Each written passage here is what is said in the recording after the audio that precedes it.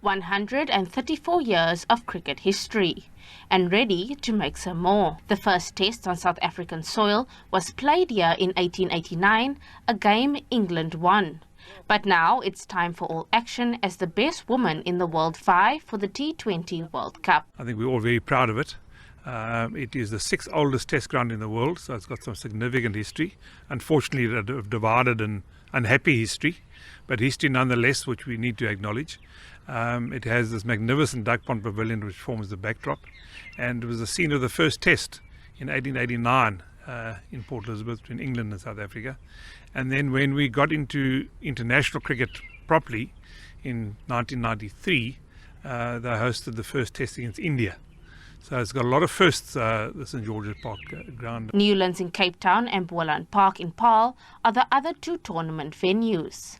And St George's will add its special spice to the delectable tournament.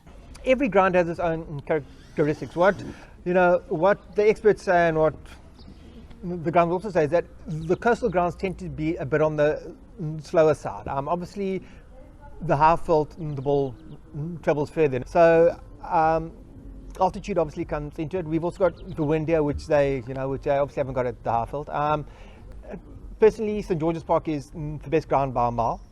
But I think if you ask other people, they will say no. So, yeah, 3 wonderful grounds. The grounds are all experienced, all over the country actually. So, yeah, we just the fortunate ones that are actually hosting the World Cup. St George's Park is renowned for its brass band, and their tunes will be there to boost the Proteas. And of course, this is different. This is national pride at stake.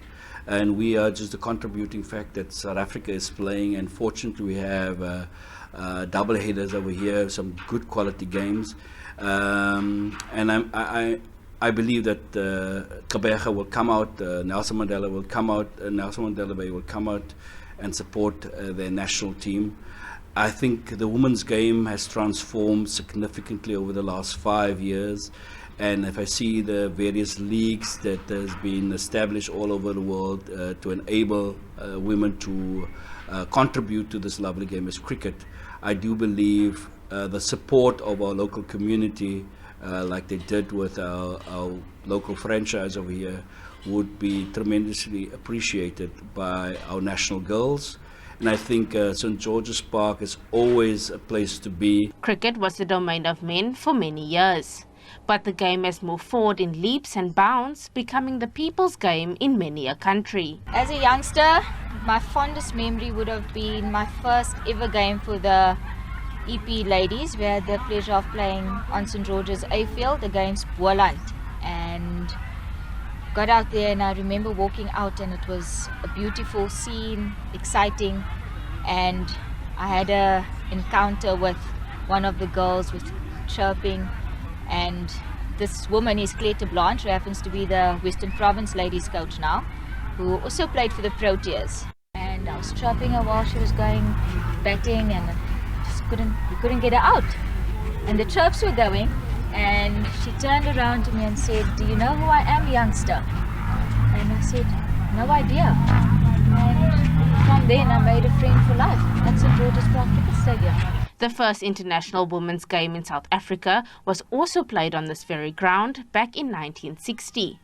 Again, this was South Africa facing England and making history. I definitely think we're heading in the right direction. It started as just a few girls playing, and now women are making careers out of it. With all the international tournaments happening around the world, people are actually able to make a living. When I played, there was nothing. You paid to play.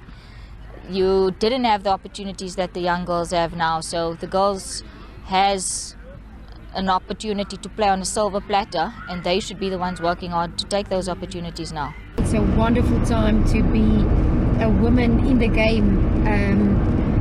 The opportunities that women get these days are so much, and all the wonderful competitions around the world just shows you how high the standard of cricket are around the world. And I think we can look forward to a wonderful World Cup here in South Africa. The Proteas will play one game at St George's against the old enemy, Australia. They clash on the 18th of February. Kim Daniels, SABC News, Gqeberha.